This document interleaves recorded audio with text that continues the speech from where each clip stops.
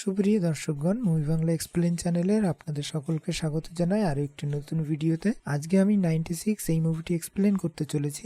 এই মুভির মূল বিষয়বস্তু হলো স্কুল জীবনে ভালো লাগার বা ভালোবাসার মানুষের জন্য একটি ছেলে সারাটি জীবন একাই কিভাবে কাটিয়ে দিতে পারে। আশা করি আপনাদের সকলের এই মুভিটি পছন্দ হবে। আসুন তাহলে মুভিটি দেখতে শুরু করি। মুভির প্রথমেই দেখায় একজন স্কুবা ডাইভিং করছে, বন জঙ্গলে বিচিত্র সব ছবি তুলছে। কখনো সে পাহাড়ে, মরুভূমিতে, কখনো সে বনে, কখনো সাগরে, কখনো কলকাতায় জীব জন্তু প্রাকৃতির অপূর্ব দৃশ্য ক্যামেরা বন্দি করছে আর তার সাথে মানসিক শান্তি খুঁজে বেড়াচ্ছে। পরের দৃশ্যে দেখায় ঘাটে গালে হাত দিয়ে বসে কিছু একটা ভাবছে। এমন সময় তার সাথে কয়েকজন ছেলে মেয়ে দেখা করতে আসে। সবার হাতে একটি করে ক্যামেরা। তাদেরকে বলা হয় 9টা থেকে 6টা পর্যন্ত ছবি তুলতে হবে, যেমনটাই হোক না কেন ছবি ডিলিট করা যাবে না। যেটা ঠিক হবে না সেটা নিয়ে আমরা আলোচনা করব কিভাবে সেটা ঠিক করা যায়। এবং নিজেও তাদের সাথে সাথে ছবি তুলতে থাকে আর বলে ফটোগ্রাফিতে সময়কে আটকে রাখা বা আটকে দেওয়ার মতো একটা ক্ষমতা আছে, যেটা আর অন্য কিছুতেই নেই। এরপরে জিজ্ঞাসা করে কেউ কি গাড়ি চালাতে পারে। তখন প্রভা নামে একটি মেয়ে স্যারকে বলে আমি পারি। তখন স্যার বলে ঠিক আছে, কালকে সকালে তৈরি থেকো। এরপরে দৃশ্যে দেখায় প্রভা ও স্যার দুজনে মিলে গাড়ি করে তাঞ্জাপুরে স্যারের নিজের গ্রামের রাস্তা দিয়ে ঘুরছে। আর প্রভাকে বলছে এখানে আমার বাড়ি ছিল, বাস স্ট্যান্ড ছিল, সরকারি হসপিটাল, বেকারির দোকান। তখন প্রভা জিজ্ঞাসা করে গাড়ি থামাবে কিনা, কিন্তু স্যার তখন বলে না, এখানে থামালে কেউ ওকে দেখে নিলে ওকে দাঁড়িয়ে যেতে হতে পারে। এর মধ্যে একটা ব্রিজ দেখে স্যার খুব ভাবুক হয়ে পড়ে। পরের সিনে দেখায় একটি স্কুলের সামনে গাড়ি দাঁড়িয়ে আছে আর স্কুলের গেটের সামনে গার্ড মশাই বসে বসে ঘুমাচ্ছে। তখন স্যার প্রভাকে বলে গাড়ি খুব জোরে নিয়ে গিয়ে একদম তার সামনে গিয়ে দাঁড়াতে পারবে। তখন প্রভা বলে হ্যাঁ ঠিক আছে, আমি দাঁড়াতে পারবো। আর প্রভা ঠিক এমনটাই করে। স্যারের ছোটবেলার অভ্যাস, স্যারও যখন ছোটবেলায় স্কুলে আসতো তখন স্যারের সামনে সাইকেল নিয়ে এভাবেই দাঁড়াতো। প্রভা স্যারের কথা মতো সেটাই করে এবং গার্ড মশাই তো ভয়তে জেগে গেলে তখন স্যার গাড়ির থেকে বেরিয়ে আসে এবং স্যালুট করে বলে গুড মর্নিং অফিসার কে রামচন্দ্র 10C। আর এই মুভির প্রথম থেকে এখনো পর্যন্ত এই সবার প্রথম এই স্যারের নাম আমরা জানতে পারি যে তার নাম কে রামচন্দ্র। তো আমরা একে সহজেই রাম বলবো। তখন রাম গার্ড মশাইকে বলেন চা খাওয়া। তিনজনে চা খায় একটি দোকানে বসে। আর চায়ের দোকানদার রামকে জিজ্ঞাসা করে এখানে কি জন্য আসা হলো। তখন রাম গার্ড মশাইকে বলে একবার স্কুলের ভিতরে যেতে পারবো। তখন গার্ড মশাই মজা করেই বলে এখন নিয়ম অনেক কঠিন হয়ে গেছে, প্রথমে প্রিন্সিপালের অনুমতি নিতে লাগবে, তারপরে মা বাবার স্বাক্ষর দরকার হবে। এটা শুনে রাম ভয়তে বলে কি বলছেন, এতটা কঠিন হয়ে গেছে নিয়ম। তখন গার্ডমশাই বলে বোকার মতো কথা কেন বলছিস, তোর নিজের স্কুল যা ঘুরে দেখ। তখন রাম গেট খুলে বহু বছর পর চেনা নিজের স্কুলের ভেতরে ব্ল্যাকবোর্ডের নিচে জমে থাকা চকের গুঁড়োগুলোকে আঙুল দিয়ে ফেলতে থাকে। এই কাজের মধ্যে অদ্ভুত এক মানসিক শান্তি আসে মনে। আমার মনে হয় আমাদের স্কুল জীবনে একবার হলেও এই কাজটি করেনি এমন কোনো ছাত্রছাত্রী নেই। এরপরে একটুখানি ছেলে মানুষই করে জল খেয়ে সে সিঁড়ি দিয়ে উপরে ওঠার রেলিংটা ধরে উপরে উঠতে থাকে এবং উপরে উঠে এসে দেয়ালগুলোতে ছুঁয়ে দেখে। তারপর সেই 22 বছর আগের সেই নিজের ক্লাসরুমে ঢোকে। কত রকম অনুভূতি, সবকিছু ভালো লাগা নিয়ে সে প্রথম সারির 2 নম্বর বেঞ্চের একদম কোনার সিটে বসে সে কিছু একটা অনুভব করতে চেষ্টা করে। এরপর 5 নম্বর সারির শেষ বেঞ্চের একদম প্রথম সিটে বসে। তারপরে বাইরে বেরিয়ে আসে, ওপর থেকে নিচে দেখতে থাকে। অবশেষে প্লেগ্রাউন্ডে এসে কিছু সময় দাঁড়ায় ও তারপর বসে একটি পাথরের স্ল্যাবের উপরে। এমন সময় গার্ডমশাই আসে এবং তখন দুজনে মিলে মুরলি বলে একটি ছেলের কথা আলোচনা করতে থাকে। এরপরে রাম মুরলিকে ফোন করে, তখন গার্ডমশাই ফোনে কথা বলতে থাকে। তারপরে রামকে যখন ফোনটি দিয়ে যায় তখন মুরলি আর রাম দুজনে ঠিক সব স্কুল ফ্রেন্ড মিলে এক জায়গায় তারা দেখা করবে। এর পরের দৃশ্যে দেখানো হয় 2 মাস পরের। তারা সবাই বন্ধুরা মিলে একটি জায়গায় মিলিত হয়েছে আর পুরনো দিনের বন্ধুদের সাথে দেখা করতে পেরে তারা সবাই খুব আনন্দিত হচ্ছে আর সাথে সাথে হাসি মজা স্কুল জীবনের কথা বলে একে অপরের মজা নিচ্ছে। এর মধ্যে রাম এসে পড়ে এবং সবাই মিলে সেলফি তুলতে থাকে।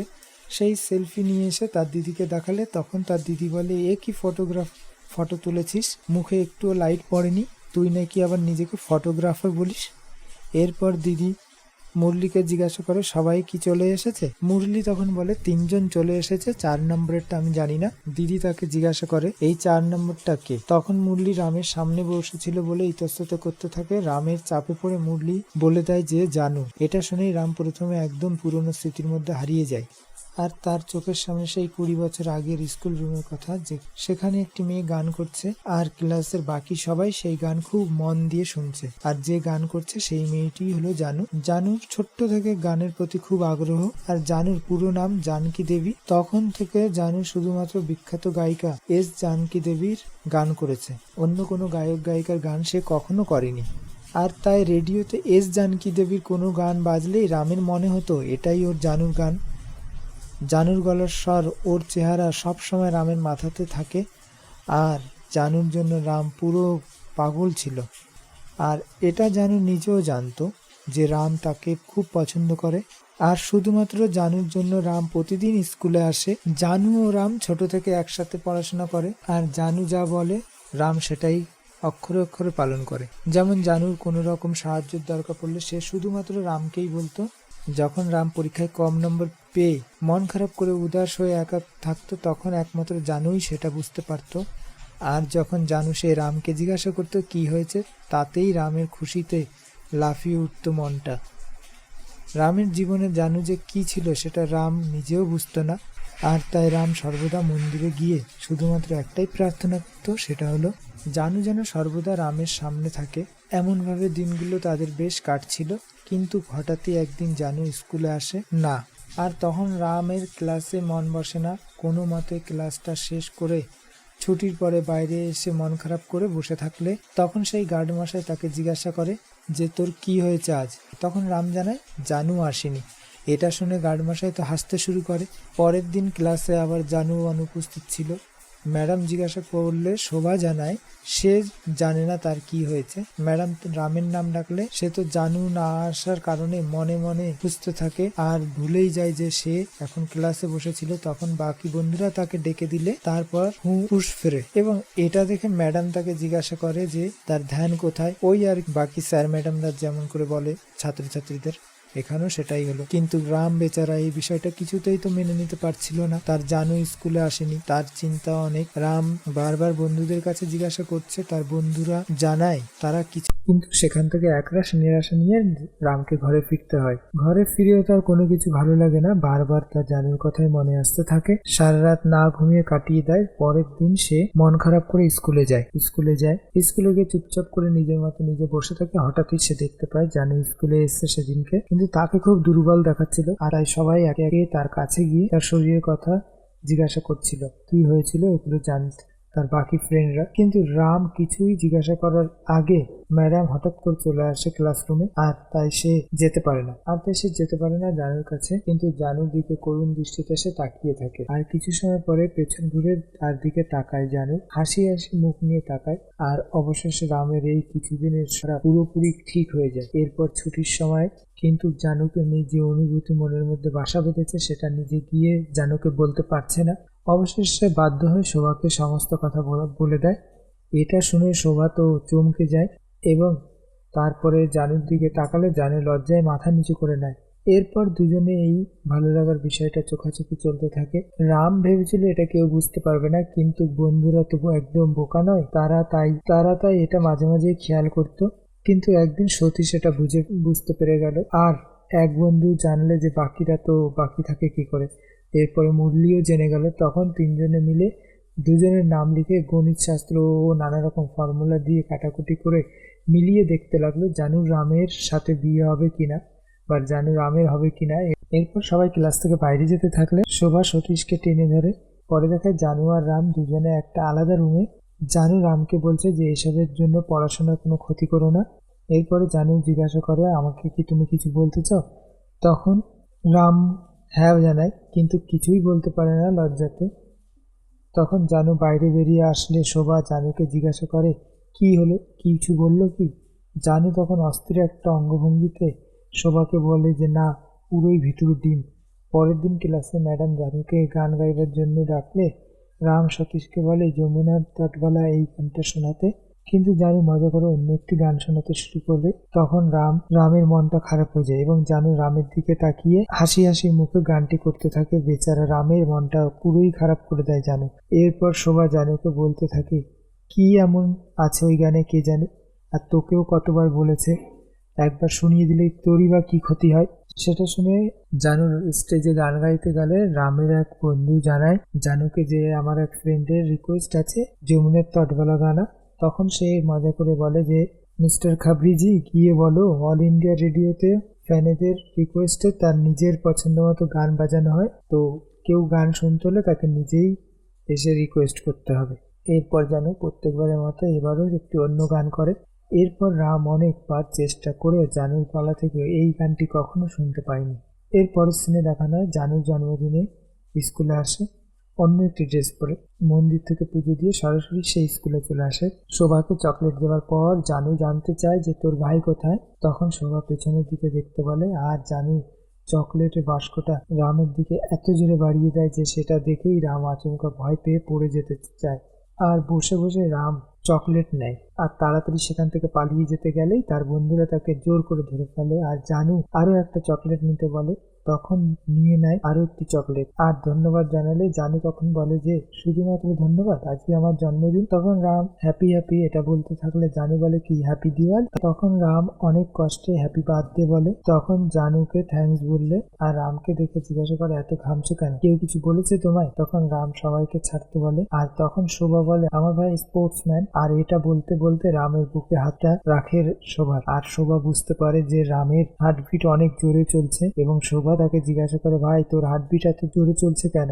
শোভা জানুর হাতটা নিয়ে রামের বুকে হাত রেখে দেখতে বলে এবং রাম জ্ঞান হারিয়ে পড়ে যায়। এটা কেন হলো কি জন্য হলো সেটা কেউ বুঝতে পারছে না এবং জানু অত্যধিক ভয় পেয়ে যায়। জানু এটা কিছুতেই বুঝতে পারছিল না যে রামকে কিভাবে সে এত পাগল করে দিয়েছে যে জানুকে রাম এত ভালোবাসে। এরপর রামের জীবন খুব ভালো কাটছিল।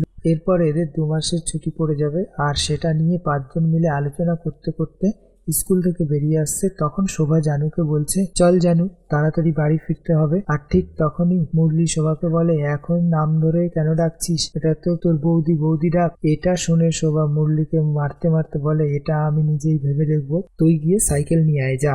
এরপর ওরা 3 জন চলে গেলে জানু আর রাম দুজনে একসাথে সাইকেল নিয়ে বাড়ির দিকে যেতে থাকে। কিছু দূর যাওয়ার পর দুজনে একটা ব্রিজের কাছে এসে দাঁড়ায় আর জানু বলে এখন আমাকে যেতে হবে। রাম এটা শুনে মাথা নাড়ালে জানু চলে যায়। রামের মনটা খারাপ হয়ে যায় আর তারপর সে ব্রিজ দিয়ে সাইকেল চালিয়ে তার বাড়ির দিকে যেতে থাকে। কিন্তু ব্রিজের মাঝামাঝি এসে রাম হঠাৎই দাঁড়িয়ে পড়ে। কেন দাঁড়িয়ে পড়ে সেটা আপনারা বুঝতেই পারছেন। আর তার কিছুক্ষণ পরে জানু রামের পাশে এসে দাঁড়ায় আর একটা পেনের কালি থেকে রামের সাদা দেশটার উপরে ছিটিয়ে দিয়ে বলে আমাকে কখনো ভুলে যেও না। এরপর সিন বর্তমান সময় আসলে দেখা যায় রাম একা সবার আড়ালে দাঁড়িয়ে আছে আর মুরলি, সতীশ আর শোভা রামকে দেখে বলছে এখনো সেই আগের মতোই আছে, পার্থক্য শুধু এখন স্কুল ড্রেসটা নেই। এরপর জানু একটু রাত করে এসে পৌঁছালে সবার সাথে কথা বলার পর শোভাকে জড়িয়ে ধরে আর দুজনে খুশিতে কান্না করতে থাকে। এরপর 4 জনে এক জায়গায় বসে গল্প করতে থাকলে জানু চারিদিকে কাউকে যেন খুঁজতে থাকে। শোভা সেটা বুঝতে পারে এবং সতীশকে বলে চলে যেতে। সতীশ রামের কাছে এসে বলে জানু এসেছে। রাম সতীশকে যেতে বলে এবং দুজনে একটি ছেলে মানুষই করে নেয়। এরপর সতীশ চলে আসে আর জানু তখন জানতে পারে রাম এখানে এসেছে। এটা শুনে জানু নিজেও অনেকটা অবাক হয়। তার তখন স্কুল জীবনের স্মৃতিগুলো মনে ভেসে ওঠে।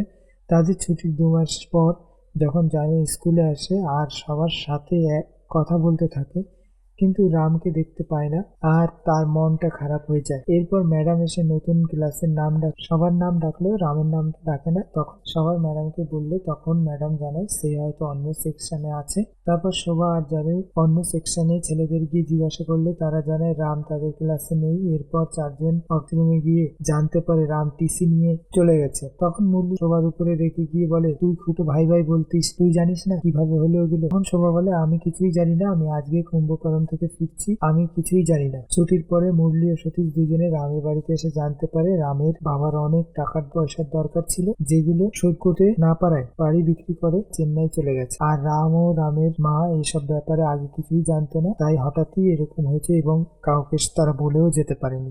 আর ক্লাস 12 পর্যন্ত সে একাই থাকে, কারোর সাথে খুব একটা কথাবার্তা বলে না, নিজের মতো নিজেই থাকে। এরপর ক্লাস 12 এর রেজাল্ট নেবার দিন শেষবারের মতো জানু সেই ক্লাস 10 ঘরটাতে যেখানে রাম বসতো শেষবারের মতো জানু সেখানে একবার বসে কিছুটা ভালো লাগা ও মানসিক শান্তি নিয়ে বাইরে বেরিয়ে আসে। এরপর সিন বর্তমান দৃশ্যে আসে। সেখানে দেখা যায় জানু হেঁটে হেঁটে রামের কাছে যাচ্ছে আর জানু জানু রামকে দেখে সেই ছোটবেলার রামের কথাই মনে পড়ছে বলে। এরপর জানু রামের কাছাকাছি এসে জিজ্ঞাসা করে, চিনতে পেরেছো আমি জানু? হ্যাঁ বলে।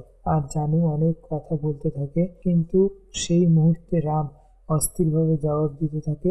এটা দেখে জানু চুপ করে যায়, আর সে রামের বুকে হাত রাখতেই রাম আবারও সেই আগের মতো জ্ঞান হারিয়ে পড়ে যায়। তখন সবাই তাকে সুস্থ করে তোলে। এরপর শোভা ও জানুকে বলে, 5 মিনিটের জন্য ছেড়েছি, কি এমন বললি যার জন্য ও অজ্ঞান হয়ে গেল? তারপরে রাম কিছুটা সুস্থ হলে পর শোভা বলে, জানু সিঙ্গাপুর থাকে, এক মেয়ের মা, হালচাল জিজ্ঞাসা করেছিস কিছু?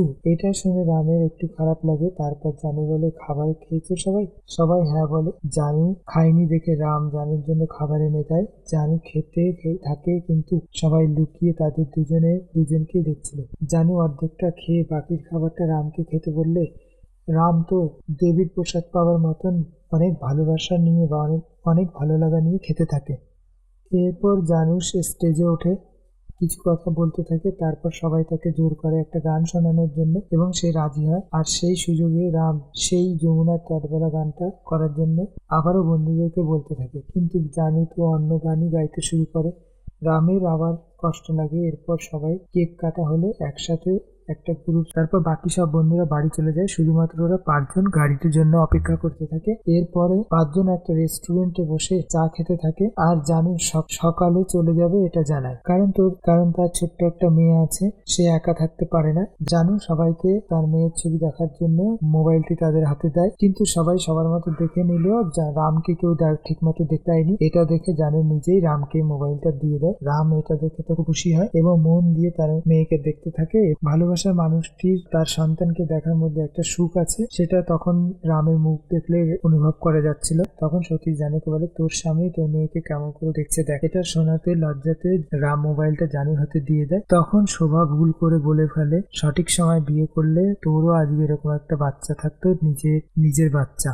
এটা শুনে জানু চমকে যায় আর সরাসরি জিজ্ঞাসা করে রামকে, তুমি কেন বিয়ে করনি এখনো? এটা শুনে রাম কি বলবে বুঝে না পেয়ে বলে যে বাবা মেয়ে দেখছে।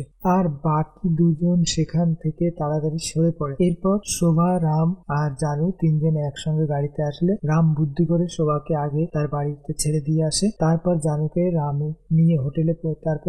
নিয়ে রাম হোটেলে পৌঁছে দিতে যায়। যদিও এটা দুজনের প্ল্যান করাই ছিল। এরপর জানু রামকে আবার জিজ্ঞাসা করে কেন সে এখনো বিয়ে করেনি। রাম বলছে না।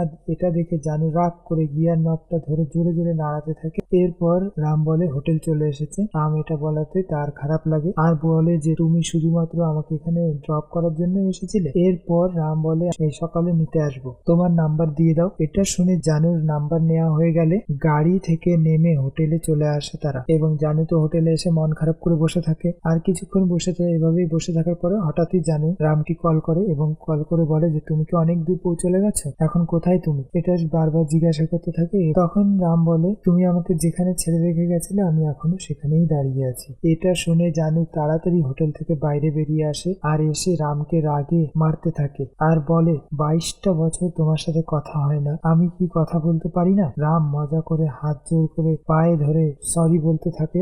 এরপর দুজনে গাড়িতে যেতে থাকলে শোভা ফোন করে, জানতে চায় কে কোথায়। দুজনেই মিথ্যা বলে। রাম জানায় সেতে যাচ্ছে আর জানু বলে সে এখন হোটেলে। পরে দুজনে একটু সেলুনে আসে। এরপর জামাও খুলতে বলে। তারপরে জানু জিজ্ঞাসা করে তুমি কি ভার্জিন? তখন সে গাড়িতে বসে জিজ্ঞাসা করতে বলে। জানু চালাকি করে মাথায় হাত দিয়ে প্রতিজ্ঞা করিয়ে নেয়। তখন রাম বলে হ্যাঁ। এরপর কাউকে ভালো লেগেছিল কিনা বা কেউ ভালোবেসেছিল কিনা জানতে চায়। তখন রাম চারুমতি নামে একটি মেয়ের কথা বলে, যে মেয়েটি রামকে বিয়ে করতে চেয়েছিল। অবশেষে রাম তাকে জানুর সমস্ত কথা বলে দেয়। এরপরে তার অন্য জায়গায় বিয়ে ঠিক হয়ে যায় এবং সে সেখানে বিয়ে করে নেয়। এরপর জানু বলতে থাকে যে তখন ক্লাস 10-এ তুমি চলে যাওয়ার পর থেকে আর কোনো কিছু আমার ভালো লাগতো না, তোমাকে খুঁজেছি অনেকবার, পাইনি। তারপর বাড়ি থেকে বিয়ে দিয়ে দেয়। জানু তার বিয়ের সময়ও রামের উপস্থিতি অনুভব করেছিল। ওর মনে হয়েছিল আশেপাশে হয়তো রাম আছে। জানুর বিয়ের সময়ও জানু অনুভব করে যে রাম হয়তো তার আশেপাশে কোথাও আছে, কিন্তু পরে এমন ভেবে নেয় যে এটা তার মনের ভুল। এসব বলতে থাকলে ওয়াচম্যান এসে বলে যে গেট বন্ধ করব, গাড়ি বাইরে নিতে হবে। তখন তাড়াতাড়ি গাড়ি নিয়ে ও গাড়িতে বসেই রামকে বলে, কষ্ট পেও না, আমি তোমাকে ছাড়া এসব কথা আর কাকে বলবো বলো, তাই তোমাকে বলছি, তোমাকে কোনো রকম দোষারোপ করছি না। তখন রাম বলে, তোমার সঙ্গে দেখা করার জন্য আমি তোমার কলেজে গিয়েছিলাম আর তোমাকে ডেকে দেওয়ার জন্য বলেছিলাম। তখন সে সেই দৃশ্যটা দেখায়। রাম চেন্নাই থেকে তাঞ্জাপুরে আসে জানুর সঙ্গে দেখা করার জন্য তার বন্ধুকে নিয়ে। আরেকটি মেয়েকে বলে জানুকে ডেকে দিতে। সেই মেয়েটি জানুকে এসে বলে, কিন্তু রামের নামটা ঠিক মনে না থাকায় ঠিক মতো সে বলতে পারে না এবং জানু মেয়েটিকে উল্টো পাল্টা বলে তাড়িয়ে দেয় সেখান থেকে। মেয়েটি রামের কাছে এসে এই কথাগুলো বললে রাম তো রেগে গিয়ে তখনই বলে যে, তুমি গিয়ে জানুকে বলো যে ওকে আর কখনো আমি বিরক্ত করবো না। তাই বলে দুজনে সেখান থেকে চলে যায়। এটা শুনে জানুর কান্না করতে করতে রুমে চলে গেলে রামও তার পিছন পিছন রুমে এসে দেখে জানু কান্না করছে আর নিজের কপাল চাপড়াচ্ছে। এবার দেখা জানু সেই দিন ঠিকই দেখেছিল অন্য একটা ছেলে যে জানুকে পছন্দ করত, সেই ছেলেটি জানুর পেছন পেছন সবসময় ঘোরাফেরা করতো এবং তাকে বিরক্ত করত। আর ওই দিন ছেলেটি ওই জানলার ওই গেটের সামনেই দাঁড়িয়েছিল। জানু তাকেই দেখে মেয়েটিকে বাজে কথা বলে তাড়িয়ে দেয়। এরপর জানু জানতে চায়, তুমি কি করে জানলে আমি ওই কলেজে পড়ি? তখন রাম বলে, কিছু বন্ধু ছিল তারাই বলতো, আর মাঝে মাঝে তোমাকে দেখার জন্য আমি চেন্নাই থেকে তাঞ্জাপুরে চলে আসতাম, তোমার পিছন পিছন তোমাকে কলেজে পর্যন্ত যেতে দেখতাম, তুমি ঘুরে দেখলেই আমি তোমাকে দেখে লুকিয়ে পড়ি। এছাড়া তোমার বিষয়ে আমি সবকিছুই জানতাম। তুমি ক্লাস 10-এ কত পার্সেন্ট নাম্বার পেয়েছিলে, তোমার বার্থডে ড্রেসটা আমার বার্থডেতে পড়েছিলে, তুমি গান পুরোপুরি ছেড়ে দিয়েছিলে, দুটো পরীক্ষার সময় তোমার শরীর খারাপ ছিল, এছাড়া কোকড়ানো চুলওয়ালা ছেলেটাকে কে মেরে হসপিটালে পাঠিয়ে দিয়েছিল মনে আছে? ওই ছেলেটা আমিই ছিলাম। আমি ছাড়া তোমাকে আরো 3জন ভালোবাসতো, তার সাথে প্রথম। এছাড়া তোমাকে সবার প্রথম আমি নীল শাড়িতে তোমার কলেজের অ্যানুয়াল ফাংশনে দেখি। এসব বলার পর যখন রাম বলে, এরপর শাড়িতে তোমাকে তোমার বিয়ের দিনকে দেখি। এটা শুনে জানু অবাক হয়, কারণ সে নিজেও অনুভব করেছিল বিয়ের দিন রামের উপস্থিতি। আর তখন দুজনে কান্না করতে থাকে। এরপর কফি খেয়ে রাম বাড়িতে ফিরে আসতে চাইলে জানু বলে, তুমি শুয়ে পড়ো, আমি বাড়ি চলে যাচ্ছি, সকালে আমি তোমাকে নিতে আসবো। তখন জানু বলে, 22 বছর পর তোমার সঙ্গে কথা হচ্ছে, তাও একটা রাতের জন্য, তো প্লিজ আমাকে ঘুমাতে বলো না, আমি আজকে সারা রাত তোমার সাথে কথা বলে থাকতে চাই, তোমার সাথে কথা বলতে চাই। এরপর তারা দুজন একটা ক্যাফেতে এসে বসলে সেখানে রামের স্টুডেন্টরা চলে আসে আর রাম তাদের ভয়তে ওয়াশরুমে যেতে গেলে সবার কাছে ধরা পড়ে যায়। তখন প্রজ্ঞা জানায়, স্যার এই লুকটা খুব সুন্দর লাগছে আপনাকে। এরপর প্রজ্ঞা এখন রামকে জিজ্ঞাসা করে, স্যার ওটা কি আপনার ওয়াইফ হয় বুঝি? তাই বলতে বলতে জানুর কাছে চলে আসে। জানু জানায় তাদের লাভ ম্যারেজ হয়েছিল। সেই কলেজের কাহিনীটা একটু অন্যরকম করে ঘুরিয়ে ফিরিয়ে বলে দেয় প্রজ্ঞা এবং তার সমস্ত বন্ধুদের, এবং লক্ষ্য করে দেখা যায় প্রজ্ঞার মনটা কিছুটা খারাপ হয়ে যায় তখন। এরপর জানু এবং রাম দুজনে রামের বাড়িতে আসে। পরের সিনে দেখায় দুজনে খেতে বসেছে। জানু নিজের হাতে রান্না করেছে আর রামের জীবনে এটা একটা খুব বড় পাওয়া। নিজের ভালোবাসার মানুষটার হাতে রান্না খেতে পারার অনুভূতিটাই একটা আলাদা। যে খেয়েছে সে অবশ্যই বুঝবে এটা। আমি খেয়েছি আর আমি তাই বুঝতেও পারি এটা। রাম জিজ্ঞাসা করে সে খুশি আছে কিনা। জানু জানায় যে হ্যাঁ, সে ভালো আছে। এরপর হঠাৎ লাইট চলে যায় আর রাম তখন লাইট আনার জন্য ভেতরে যায়। আর সেই মুহূর্তে জানু রামের পছন্দের সেই গানটি গাইতে শুরু করে, যমুনার তটবালা। সেটা শুনে রাম পাগলের মতো দৌড়াতে দৌড়াতে ঘরের বাইরে আসে, কিন্তু জানুকে ঠিক মতো দেখতে না পারে সে আবার ঘরের ভেতরে গিয়ে লাইট আনতে থাকে। অনেক খুঁজে একটা লাইট হাতে নিয়ে জানুর সামনে এসে দাঁড়ায়। কিছুক্ষণ তাকে দেখার পরে তার চোখের সামনে একদম চলে আসে, জানুকে দেখতে থাকে। জানু হয়তো এটাই ভেবে রেখেছিল রামকে একা একান্তে নিরালয়ে শোনালো। পরের সিন কাট হয়, দেখায় রাম ছোটবেলার কিছু স্মৃতি একটা বাস্কের মধ্যে এমন ভাবে সযত্নে সাজিয়ে গুছিয়ে রেখেছে। আর রাম তখন সেই স্কুল ড্রেসটা বের করে, সেই সাথে জানুর দোপাট্টা যেটা লুকিয়ে রাম নিজের কাছে রেখে দিয়েছিল। এরপর রাম ও জানুর জন্য একটা কবিতা লিখেছিল, সেটা পড়ে শোনাতে থাকলে জানু কখন যেন ঘুমিয়ে পড়ে, তখন নিজেও নিচে শুয়ে পড়ে। কিন্তু ভালো ঘুম কিন্তু জানু ঘুমায়নি। জেগে গিয়ে রামকে বলে, রাম উপরে আসো। জানু তখন বলে, তোমার জন্য মেয়ে দেখবো আজকেই। রাম জানায় সে জানকে ভালোবাসে, অন্য কোনো মেয়েকে সে বিয়ে করবে না বা করতে পারবেও না। এটা শুনে জানু বলে, ভালো তো সে কে রামচন্দ্রকেও বেসেছিল, তারপরে শোভনকে সে বিয়ে করলো, তো সব হয় এসব কিছু, এসব নিয়ে এত ভেবো না। এরপর জানুর যাওয়ার সময় চলে আসে। তখন রাম জানুকে নিয়ে হোটেলে আসে। জানু ড্রেস চেঞ্জ করে এবং গাড়ি করে এয়ারপোর্টে যেতে থাকলে সারা রাস্তায় গিয়ারের উপরে হাতটা রেখে দেয়। এরপরের দৃশ্য দেখে জানু ও রাম দুজনে সামনাসামনি দাঁড়িয়ে আছে। রাম তাকে যেতে বললে জানু কাঁদো কাঁদো মুখ, আমাকে কিছু সময় থাকতে দাও প্লিজ। এই দৃশ্যটা সত্যি অনেকটা কষ্টকর। এরপর রাম একটা টিকিট জানুর হাতে দেয়। এরপর জানুর যাওয়া পর্যন্ত রাম জানুর সাথেই থাকবে। আর যখন সেই বিচ্ছেদের কঠিন সময় উপস্থিত হলো, তখন রাম জানুর দিকে করুণ নয়নে জানুর মুখের দিকে তাকিয়ে থাকলে জানু তাকে সরিয়ে দিলেও রাম দেখেই থাকে। সেটা দেখে জানু নিজে সামলাতে না পেরে দুহাত দিয়ে তার মুখটা ঢেকে নিজে অঝরে কাঁদতে থাকে। এরপর জানু চলে যায়, কিন্তু রাম অনেকটা সময় সেখানে দাঁড়িয়েছিল। মানুষের জীবনে এইসব কষ্টের মুহূর্তগুলো কেন আসে, এর প্রশ্নের উত্তর আমার কাছে জানা নেই। এরপরে রাম বাড়ি ফিরে আসে, আবারও জানুর সেই ড্রেসগুলো পরম যত্নে সুটকেসের মধ্যে গুছিয়ে রাখে। হয়তো রাম আর কখনো জানুকে দেখতে পারবে না, জানুও রামকে কখনোই আর দেখতে পাবে না। আর এখানেই এই মুভিটি শেষ হয়। তো কেমন লাগলো প্রিয় দর্শকগণ, আপনারা জানাবেন। আশা করি আপনাদের এই কাহিনীটি অবশ্যই ভালো লাগবে।